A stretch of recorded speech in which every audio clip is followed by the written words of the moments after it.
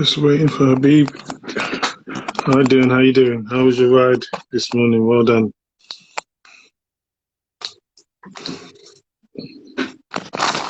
Just waiting for Habeeb to join us.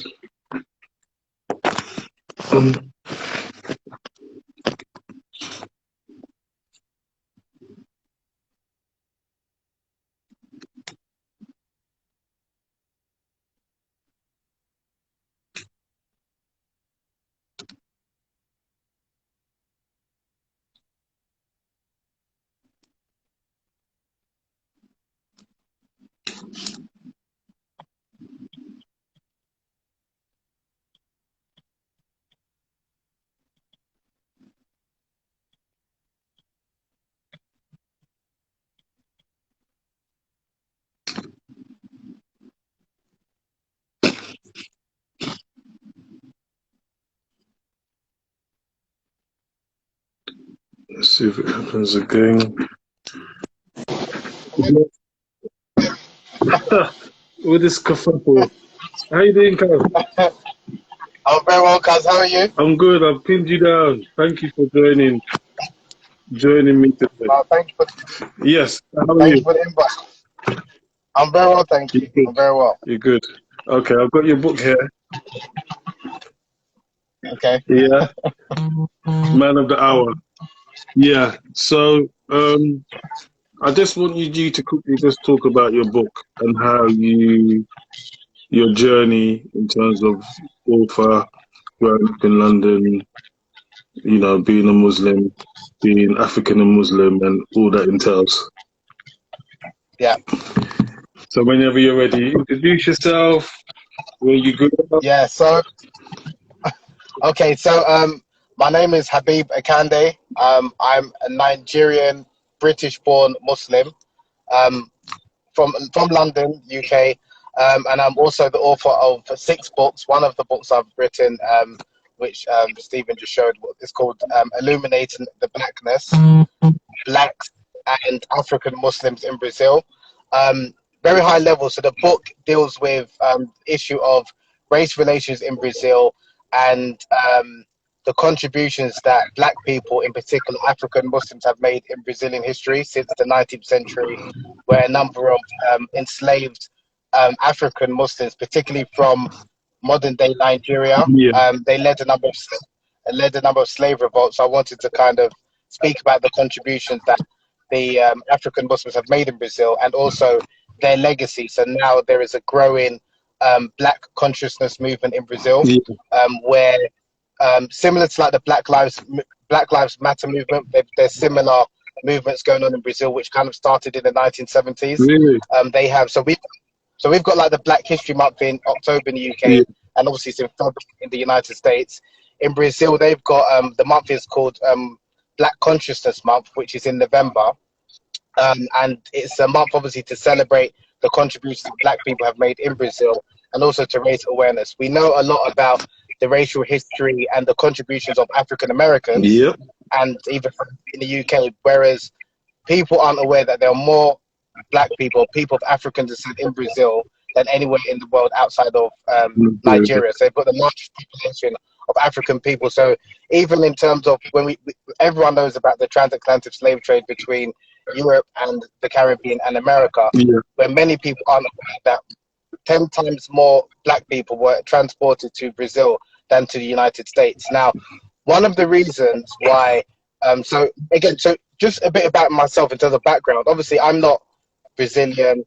I've been interested in Brazil for different reasons from a relatively young age. I was introduced. So initially, my introduction to Brazil, like many probably Black boys in the UK, was through images of carnival or football, like Ronaldo, the '94 World Cup or '98 World Cup, depending on how old you are, or it might be before that. Now, I went to a Pan-Africanist Saturday school in where was it? It was near Kentish Town, near Camden Town. Really? It's called the called Winnie Mandela Saturday School. The same Saturday school which Miss Dynamite went and Akala as well. Oh, okay.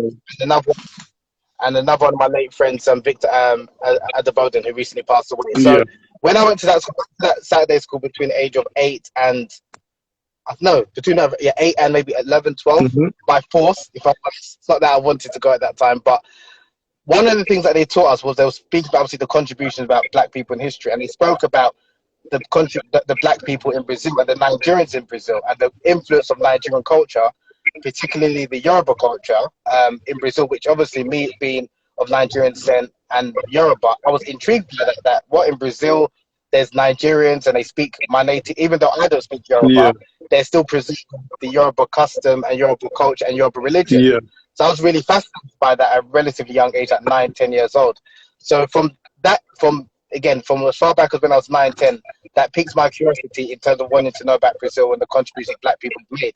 Now, the barrier which I face, which a lot of people I think in the Western world face, in terms of why we don't know much about the black people in Brazil, is the language barrier. Okay. So, for example, the UK is like the 51st state of the United States. We know as much about the United States as we do, probably I would say, that in France, because we share the same language. Yeah, it's not because of proximity, it's because of the language, because France is close to us, but there's a large black population in France, there's a large Arab population, but we don't know much about it. I'm saying generally speaking, because obviously the language barrier. And similarly, that's the case with Brazil, that the average person in the West, or say in the UK or America, if it's not about football, carnival, even I would say, dare I say, hip hop music, like where you've got Brazilian women like the Snoop Dogg video or Jaro, there are only, or the film like City of God, there are only introductions to Brazil. So we're not even aware of the large black population. And I'm emphasizing black and African because many people's image of Brazilians, it's interesting when I speak to people, it's either they think they look somewhat like Cristiano Ronaldo, so like tan, right, tanned white, or like Neymar or Ronaldinho, who is mixed, but some people wouldn't. So that kind of look. Whereas you've got Brazilians who look just as much like me and you. So different shades, phenotypes, and they're a large, particularly in northeastern Brazil, because in Salvador da Bahia, many people when they think about Brazil, they think of Rio de Janeiro, and obviously because of the carnival. When there's a large population of black people in Rio and also in Salvador. So even but to, like, again, without kind of like, it's not like preaching, but people have seen it, but they don't recognize it, kind of thing, like the black population. So many people have seen the film City of God, right? There's a number of the characters are black. Like they could be in Nigeria, they could be in America, but people kind of, there's a disconnect for some reason that when people think about Brazil, and because the Brazilian government since the 1950s, they intentionally orchestrated, they wanted to create an image of Brazil being a racial democracy, and racism doesn't exist. And that's what they propagate to the masses, especially to the outside world. So that's why many people's image of Brazil is that it's racial harmony, there's no such thing as discrimination, everyone's singing and dancing. Even many, dare I say, white Brazilians who come to the UK, they've tried to preach the same doctrine to me, not knowing that I've actually been to the country, spoke to many Brazilians, and I've seen the actual experience of black Brazilians is very different from white Brazilians. So unfortunately, there's many, even white Brazilians, who are unaware of anti-black racism, which is endemic. And many. It's because the country's segregated. So if you're a white Brazilian, you might not interact with many Afro-Brazilians, apart from if you're going to the carnival. And even there's, in the carnival as well, it's segregated. And there was, when the carnival initially started, it was only for white people. And then later they allowed black people to enter, but they're only allowed to enter some parts. So there's many pictures of carnival in the last 10 to 15 years where it's like a sea of white, like yellow and white faces, and then the black are on the outskirts. So it's like apartheid in South Africa.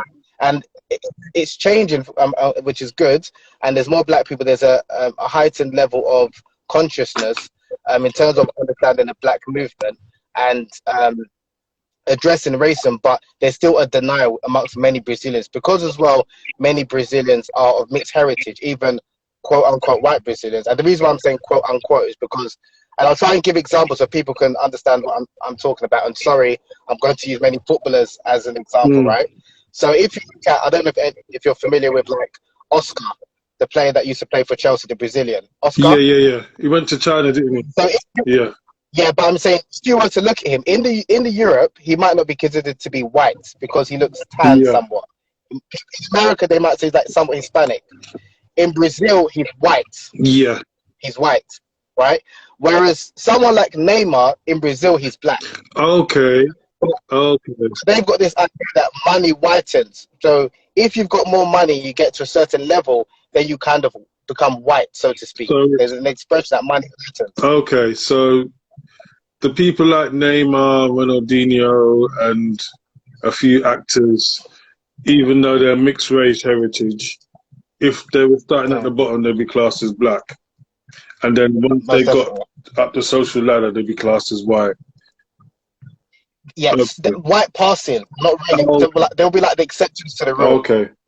Which is really interesting. So someone like a figure like Pele Yeah. is obviously clearly black.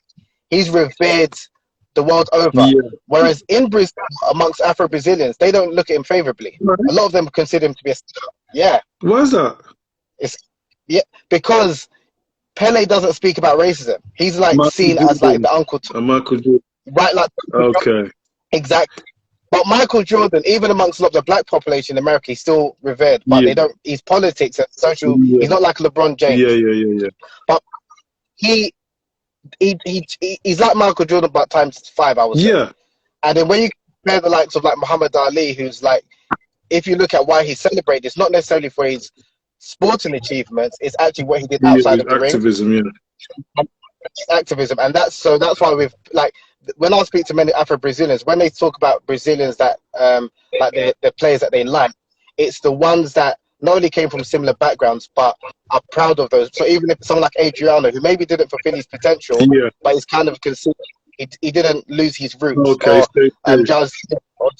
or Jairzinho. So it's people that are in touch with the Afro-Brazilians or the Black Brazilians kind of thing, or in touch with, just say the poor, because that's where they come from, where there's a number of Brazilians who, once they excel, when they go to a certain level, they aspire to marry a white woman, they aspire to do everything that is to eradicate their blackness. And there's a really interesting, I'll show you this painting, which kind of illustrates Brazil's understanding of miscegenation, of whitening the race, where it's encouraged to, and again, I've got no issue with interracial marriages. People can, marry who they like, but there is, and this is state sponsored, this is from the government, where it's encouraged for black people in Brazil to marry. So I don't know if you can see this image.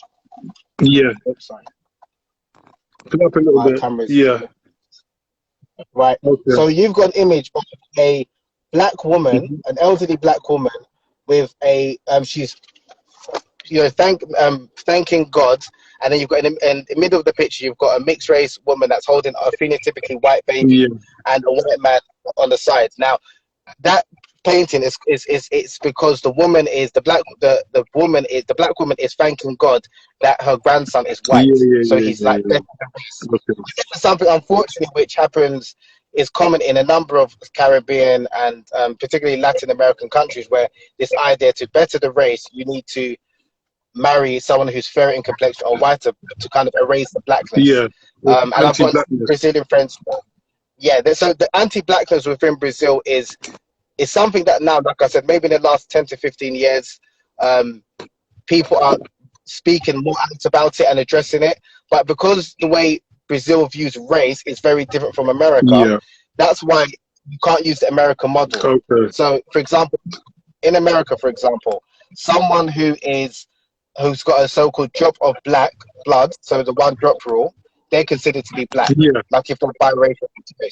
Whereas in Brazil, it's not like that. So how they judge blackness is descriptively. They've got over 150 terms, 130 terms to describe someone who is brown or black. So it's not just saying, so Neymar, he might self-identify and call himself, I'm mahogany, I'm not negro, I'm not black. Rivaldo, maybe somewhat dark in complexion, he might say, I'm dark mahogany. Someone else might, and it's all a way to kind of escape blackness, because unfortunately, because of the anti-blackness, everyone wants to escape being black. So they just brown then. Right, exactly. Exactly. So it's but like I said, because of social media in particular, there's a rise, there's a heightened level of consciousness, of black consciousness, where people want to address this issue and speak about the contributions that black people have made, about black pride, and even like when we speak about police brutality. Yeah, that's what I wanted to get onto. It's like, so what, obviously the unfortunate death of George Floyd and the likes, in terms of numbers, black people are killed like that. There was in Rio, I think it was like a couple of thousand, maybe almost 2,000 black boys have been killed by police in Rio de Janeiro alone within the last few years. So you're by the talking for police. every George Floyd, there's like maybe if you split that into a day, maybe 5 or 6 in Brazil. Really. Yes, and it's just it's like there was times when I was in Copacabana, you hear the gunshots and you don't even but because that's far away in the favelas, you don't really pay any attention to it. But it goes on that, and again, because the way Brazil is they look after the rich and the tourists. Mm-hmm. So you as a black person coming from the UK, you can go to Brazil, and unless you probably would notice it because obviously you're conscious, but you could go there and not realize the social inequalities between the races, but it's clear to see if you want to see it. But you can still go there and you'll be sheltered and not see the racial inequalities kind of thing. So it's something which, again, so even if I'm honest, I had no aspiration to kind of write about anti-blackness in Brazil or the history of Brazil. It was, I went there on holiday, I wanted to enjoy myself, but going there and I'm seeing the way black people are treated, the way even when I went to the hotel, they were like, so in Brazil, there's hotels where one for the service people and the one lift obviously for guests. Yeah. Now, when I walked in, they kind of like looked at me and said, "Oh, like where you going?" And they said, "You're going to the wrong place." Yeah.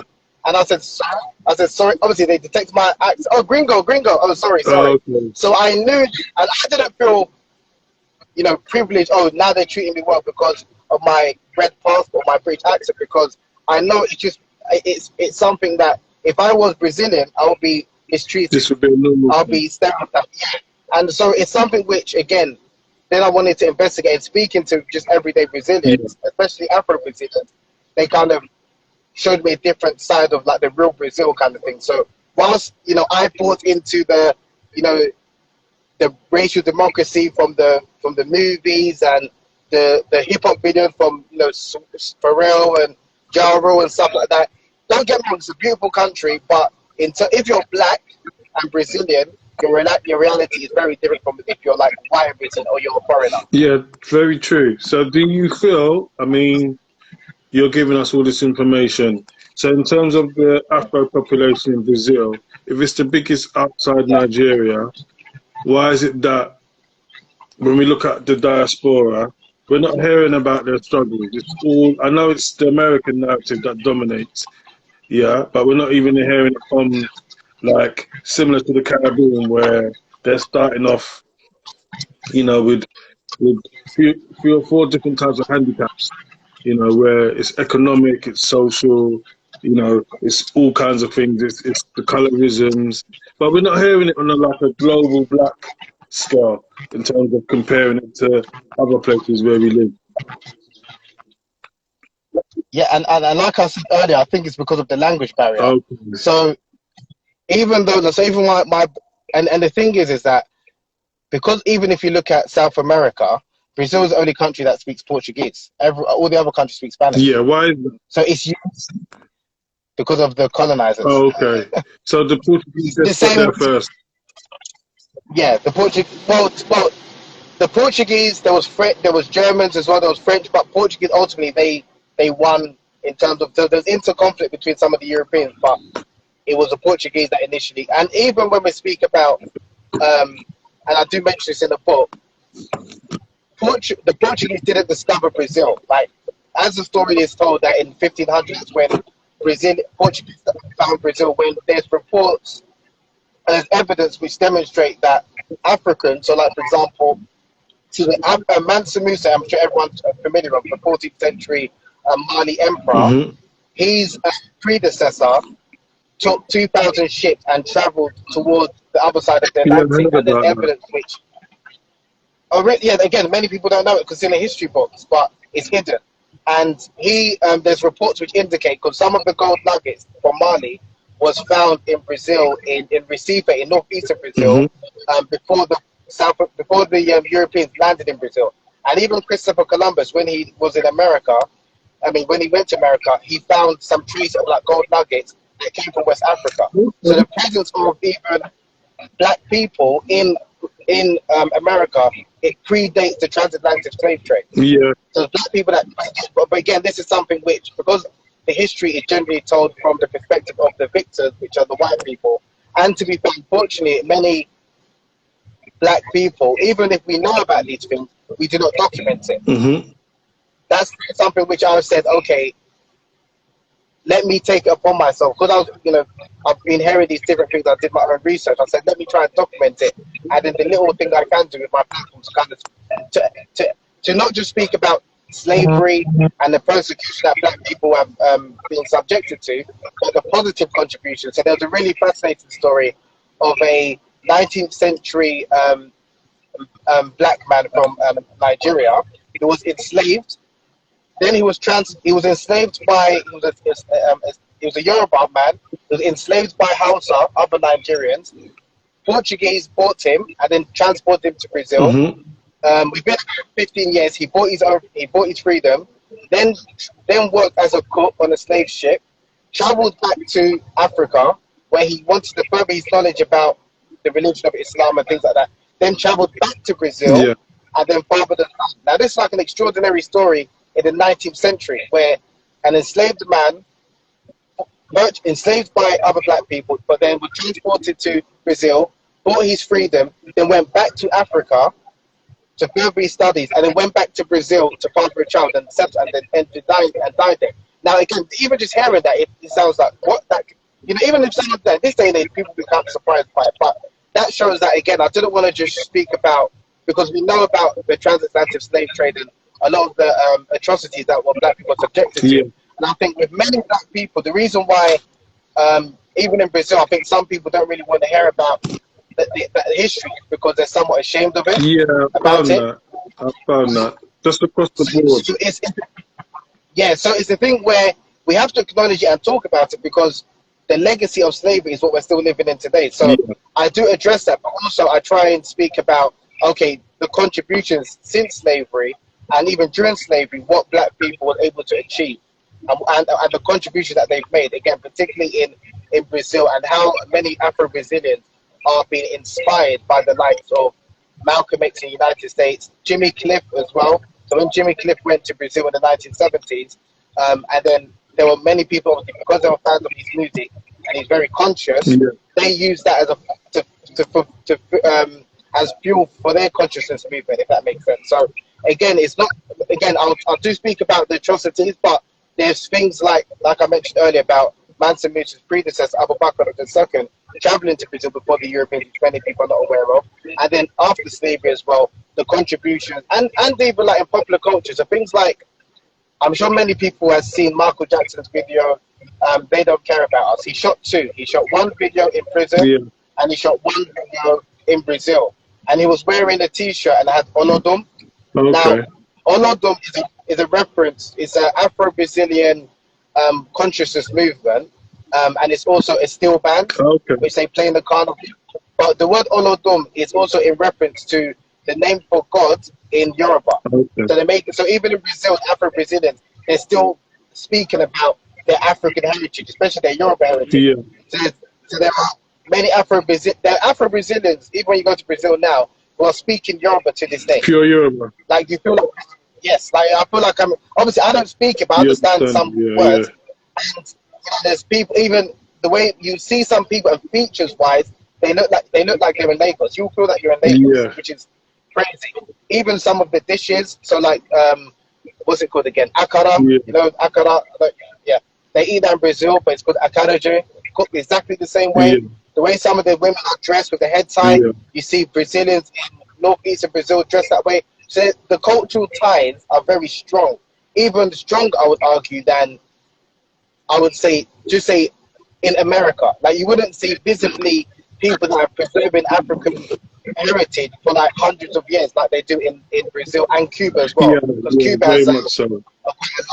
Yeah, so it's, again, for me, it was like, okay, because many people aren't aware of like this history, particularly in English-speaking countries. First, he said, let me put in this information in the form of a book, and then I am working on a documentary as well. But I've been saying this for the last like 3 or 4 years, and it should have been released by now. I've been having some issues with the production team, so we need to see that, man. You need to make that happen. I know. I was having some talks with BBC Brazil and some other broadcasters. So I'll put some snippets out on YouTube, but I might then just put the thing out on YouTube. So Yeah, because I know a lot of people, they prefer to see it rather than actually read yeah, it, because obviously the book is quite chunky, and even since it came out in 2016, I haven't read it since. So I even had to look back and like just before today's chat, I was reminding myself about some things, because I mean, let's be honest, not everyone is a fan of history, which I understand, but history is yeah. important. It's So very important. some people, yeah, so some people, they want to see the visual and then maybe read the book or use the book as reference. So that's why my starting point was, okay, let me put this down in written form, because that's something that will last beyond my lifetime and people can, see. And then if I can have the, then maybe try and work on a documentary and then network with other Afro-Brazilian and even Brazilian who aren't black, because there's a number of Brazilians I know who are white who wasn't aware of this part of their history, and they want to know about it. Do you understand? So it's not just speaking to like Afro-Brazilians or black Brazilians, but what I did want to emphasize, or I want to emphasize here is, and I mentioned it previously before, is that when we're looking at different countries and cultures, it's important that we understand how they view race and race relations, not use our model and try and impose it on them. Yeah, Because that's something that I've noticed a number of activists, for example, from America, they will use, because how they define blackness in it's America, very they'll try different. and it's very different. Very, It's very different different. in South Africa. So it's important to understand the nuances as well. There are white, quote unquote, white passing Brazilians who consider themselves to be black Yeah, just because they're fair and compassionate. So it's important to understand how they view things rather than me or other people from outside telling them this is how they should kind of yeah, deal with their issues, so to speak. So it's more of like observation and listen exercise more than anything. And yeah. Because I think looking at Brazil, I probably have more of a connection with their struggle than African Americans, because it's almost set up. The Caribbean and South America probably share a similar heritage, because they kept bringing over Africans, turning over because the slavery was more harsh. So the people were yeah, able to maintain more of a culture and a connection. Rather than in the US, they brought their set over, and that's what they worked with. So once they were there was a disconnect. yeah. Whereas, sorry, whereas in the No, Caribbean, they're sorry, still maintained. You can still see it. It's strong in the language, in the food, in the culture. And I think that's why Caribbean people, even in South America, Ghana and Suriname and French Guiana, there's more of a connect, a definite connect. And yeah, and even though I don't speak Portuguese, I felt more of a connection with Afro-Brazilians than I did with when I went to America. Like what you said is really interesting, because I don't know what it is, because maybe I think it's like you said, because a lot of Brazilians, not only did they preserve the African heritage, you didn't feel like an outsider. Mm. It was like a long lost brother or long lost cousin. Yeah, Whereas because African Americans have developed their own yeah, unique culture, is somewhat detached from and dissociated from the African. yeah, Did you understand? Even if you can see some references to it, they're not claiming it as such yeah, publicly.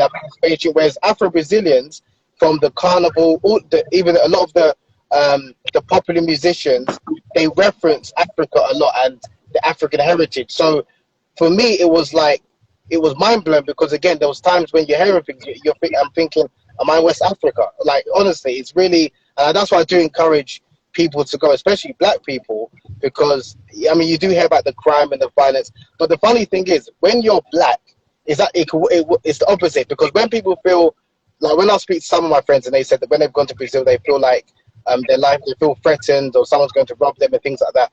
I didn't experience that, and I realized probably it's because I'm black. yeah. It worked for you. Because they look at you, it actually works for you. They look at you, they think, oh, you're from the favelas as Yeah, well. You haven't got anything. yeah, Whereas a number of my black friends who, when they've gone, they are seen as a target. Because when you're white, they see you as either you're a rich Brazilian or you're a rich yeah. foreigner. You're a target. Whereas so if anything, so actually you're able to actually go there freely and not really think too much about you being discriminated and stuff against, if that makes sense. So, and obviously even with the police, unfortunately, it's unlikely the police will target you unless you're in a, like you're living in the favela. But in terms of driving, it's not, and especially when they hear that you're from the UK, your voice, your accent, you know, they'll leave you. Yeah, because So they know I didn't bad publicity. So exactly. so But sorry, go on. Habeeb, we've got a question in the comments.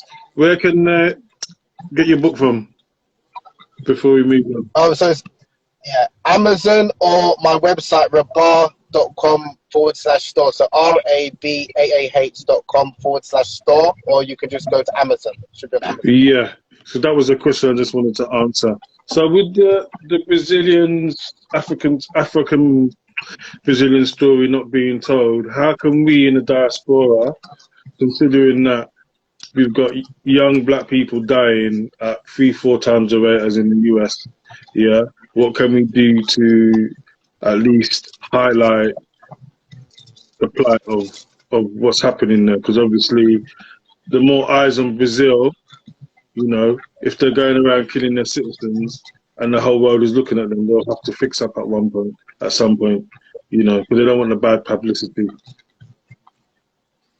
I think social media, with the George Floyd situations, it shows the power of social media, not only to raise awareness, but to make significant change. Yeah. Like, as much as people can say, and I mean, I'll try to be optimistic. I know that, you know, people have been speaking about police brutality for years, but what was it about the George Floyd? Why was it that George Floyd sparked this global movement? I think it's because people saw with their own, you know, barefaced eyes what happened. Yeah. And I think people aren't seeing that. They're not even hearing about it in Brazil. Yeah. So 2 weeks ago, there was a Brazilian police officer who stood on a black woman's neck. She was 51 years old. Yeah. And there was pictures about it, and there was a video about it. But again, because it didn't get picked, it got picked up by like the Daily Mail and a couple of mainstream outlets. But for whatever reason, it wasn't picked up by black outlets. Okay. Again, because many black people, even in the UK, we feel more connected to the US than even, I would say, than Africa. Yeah. So that's why I think even us in the diaspora, especially us in the Western world, where it's in the UK and US, we've got power and influence. So if we're kind of sharing these, and then it only, you know, you never know where it's going to lead to, then it's going to raise the consciousness of people, the masses. Yeah. Because like I said, there are many, I had white Brazilians who were asking me about, like, when after the whole George Floyd, when he was, you know, killed, and the outcry, they were asking me, oh, what books would you recommend me reading and stuff like that. And I was thinking to myself, I was like, don't you know about even like the racism in Brazil? Like, they were really shocked about what's happening in America. And I was like, you know, your country is far worse. What's happening? And they wasn't even aware of it. Really? And I even sent them some, honestly, these are good people, but they just, and I'm like, they're like in their 30s or what have you, and they spent most of their life in Brazil, but many of them were like, and I was like, okay, why did they know about what happened in America? Because of social media. You couldn't escape it. Even if you're in Baghdad speaking Arabic, you know who George Floyd is, because of social media, because of the cultural influence that Americans have got, which is a good thing. But then, and I'm not saying it's like a all lives matter, like what about Brazil? No, I'm just saying, yes, the way which is great, we are speaking and voicing, and we feel one with our American brothers and sisters. We've got black people that are suffering in many other parts of the diaspora that we're not even aware of, or we're not listening. Yeah. Do you understand? Because and again, it's like, okay, what can we do? It takes a while, but for me, I would say social media is one way to raise people's awareness, and then hopefully that can spark something that can lead to like a global change. Because if the Brazilian, like the government, they are aware that the world is watching them in terms of how they treat black people, they will change. They always dismiss it, because remember, the global figures of Brazilian people to the world, apart from maybe you could say Brazilian models, they're generally black or mixed race. Yeah. Like the footballers or some of the artists. So in people's minds, it's like, how could Brazil be racist? Look at the football team. Yeah. Most of them, they're singing, they're dancing, they're always enjoying, but they're the exceptions. Yeah. They're the ones that are good. But people are forgetting And it's like, even if you just look at the Brazilian footballers, it's not a coincidence that most of the white Brazilians, they've come from middle class backgrounds. Yeah. Kaká, Dunga, Juninho, Leonardo, and most of like the rest of the Brazilians, the black or mixed race, however you want to call them, they all came from poor backgrounds. Yeah. It's not a coincidence. And that's part of the legacy of slavery, because ultimately slavery was abolished in Brazil in 1888, which was the last country in the Western Hemisphere to abolish slavery. So there was a real resistance to letting go of the free workforce, really. So it's almost like when you look at Brazil, because they ended slavery so late, they're probably a couple of decades behind the rest of the Americas and Europe in terms of their mindset, you know. And it's a thing where Afro-Brazilians must be looking at the rest of the world like, black people are able to do this here and do that there, but yet we're still stuck in the same cycles of oppression, you know. And it's like, we should be able to uplift any black person anywhere, any person of color, regardless of where they are. And I think the American narrative, because it's the richest country in the world, and they basically have films are made there, the biggest media outlets are there, they have the monopoly on what news goes out. You know, so if a young black person dies in Paris, even though we're not 2 hours away, we're not going to hear about it. Amsterdam, Lisbon, Berlin, Rotterdam, we don't hear about it because we live in our own insular communities. But if it happens in Baltimore or New York or wherever, you hear about it. You know? It's really strange that we are not connected with our brothers and sisters in France, and we have it's a similar story, similar culture, similar problems and issues, you know, disempowered, you know, lack of education, bad housing. You go to Amsterdam and Rotterdam, and astronomies or cousins are facing the same problems. You know, you go to Brussels, cousins there, same problems, Berlin, Lisbon, wherever we are. How can we kind of connect? How can we connect ourselves globally? Like, we can't just have all eyes on the US because, you know, it isn't helpful for the rest of us. Because if one's suffering here and no one's telling their story, they're still in that fight. Yeah. Again, I think exchanging our stories, telling our stories. So, because many people, I don't think many people are ignoring the plight of Brazilians the black Brazilians in Brazil. They just don't know about it. Yeah. So again, because it's ignorance, or they're not aware of their history. Like, many people aren't aware of what happened to the black people in Argentina when they got wiped out. Yeah. There was a significant black population in Argentina that all got wiped out, to the point where, and again, football is a good indicator of showing the representation of black people, because for example, when you see many of the South American football teams, whether it's Peru, Ecuador, you see a black population. And obviously the descendants of slavery, Brazil, whereas Argentina, 9 times out of 10, and that was because they had the black population, but they went through similar to what Brazil tried to do when they wanted to eradicate the black population. And this was from the government, genocide. They went, but they were, in what they were trying to do, they were successful. Yeah. And eradicating the black population to the point where there's very few even traces of someone of African descent, whereas in Brazil, it was considered as a stain. So what Brazil tried to do was, by the miscegenation, because they didn't have the Jim Crow laws like America, where they said you shouldn't intermarry and things like that, they were encouraging people to mix, with the idea that hopefully the black race will kind of be eradicated within a couple of generations. That was the idea. Wow. Now, yes, and it's something that is still, again, especially amongst the high-profile black people, it's still something that's ingrained, that, you know, to better the race. And again, it's something that's subconscious. It's a difficult subject, and the reason why it's a difficult subject to have is because if someone obviously happens to fall in love with someone who's of very complexion, and then someone's now saying you're doing that, it's like, not like, they might not know why they're always like, why is it as a black person I love Italian designer clothes or the Italian designers? I would say it's my preference, or is it because I've been conditioned, because of the society I'm living, to prefer this over like an African designer? It's something that requires self-reflection, and especially for, you know, black people in particular, that why is it when you get to a certain level of success, you feel that to to be somewhat successful, you need a white partner. Yeah. It's a form of validation. Yeah. And it's something that, again, it's a difficult conversation to have, because that's something that I don't think many people would want to admit, but it's a conditioning, and it's not directly that they like saying, I don't like black people, I don't like my black skin, therefore I want to eradicate blackness from my progeny. But it's something that's been taught within the society for hundreds of years. Soft way to do it. But even then, saying that, it's like when you put that in place, you affect generations after that, because then your son or daughter are looking to do the same thing because they've seen it in their own family setup. So you're kind of unleashing all of this self-hate indirectly, because it's almost like, yeah, you may question yourself and you may think, okay, in the society that I live in order for me to level up, I gotta have. So if I'm a footballer now, a black footballer, for me to be getting endorsements or contracts, I need to be seen with a white woman, isn't it? But if I wasn't that footballer, would they even look at me? That's how I see it. Would they even give me the time of day?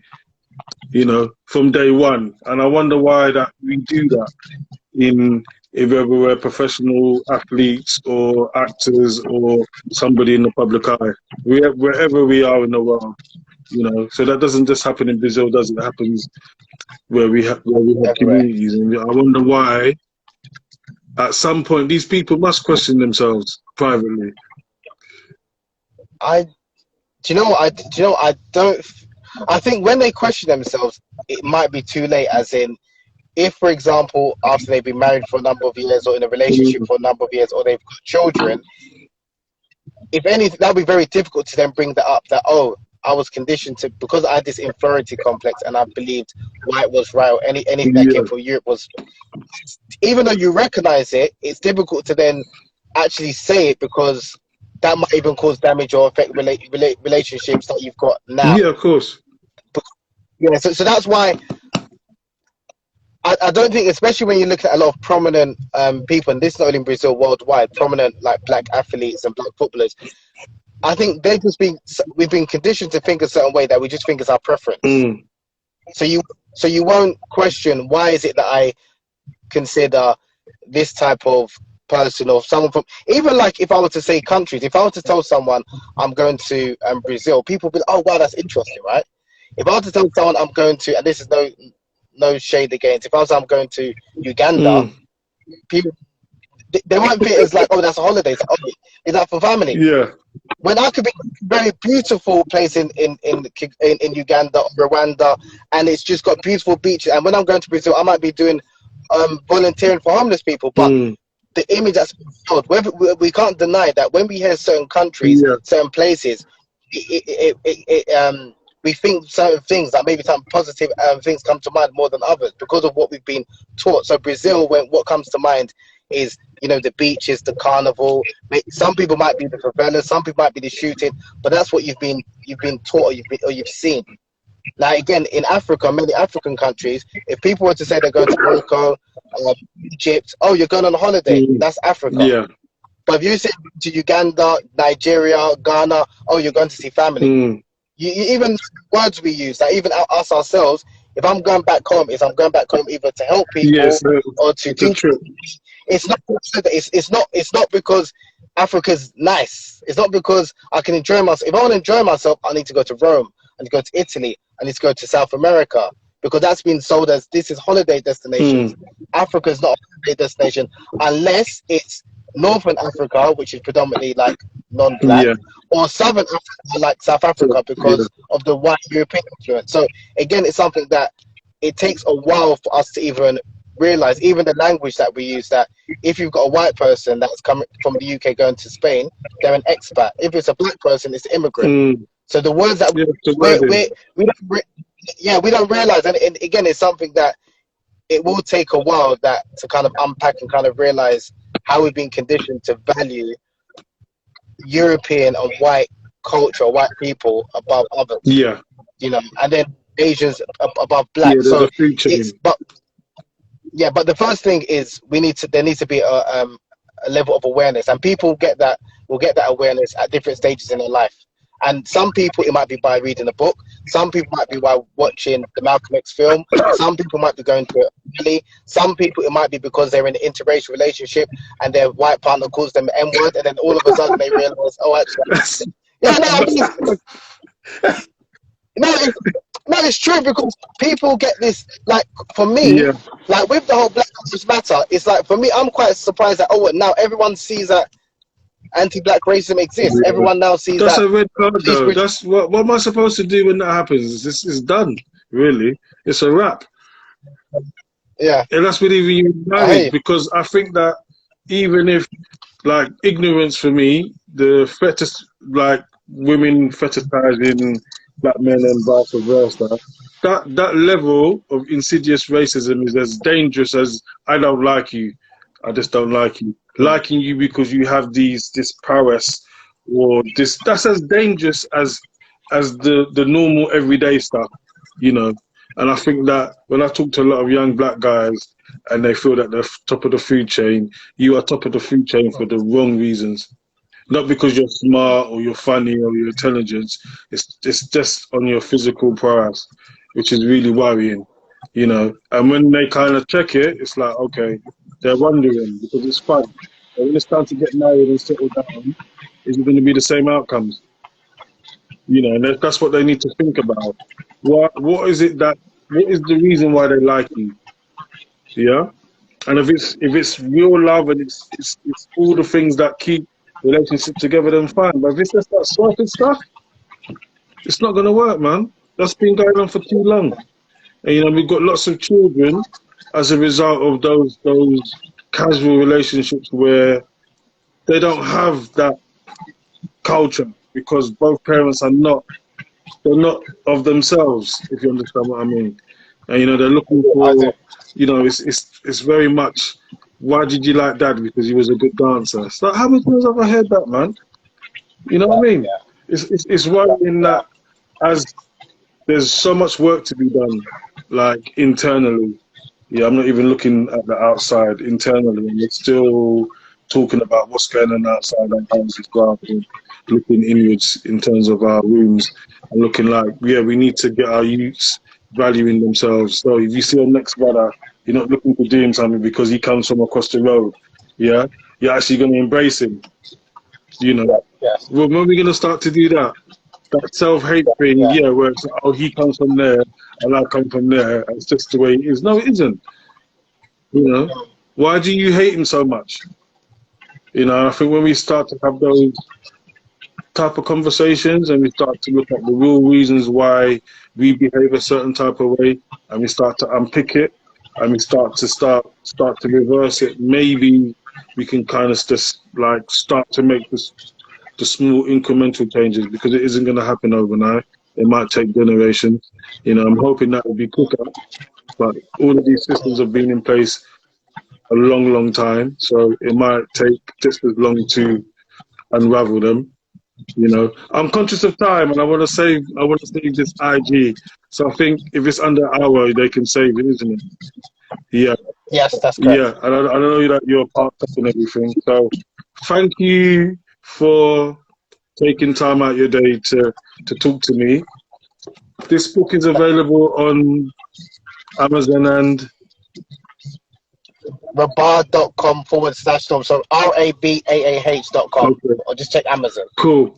And hopefully we can speak to you in a couple of weeks, you know, in terms of what's happening with you and your next steps. Because I'm looking, when you said about this documentary, my eyes kind of lit up, because the youths need to see they need to see films, and they need to see people like them in different places, because they're so stuck on London, you know. You know, they need to see the struggle in the favelas in Sao Paulo, and that you think you've got it tough, take yourself over there and see, you know, how the roading is, because it's on a completely different level, and then they'll start to think how lucky they are being in London. It's true. You know. Yeah. So thank you, sir.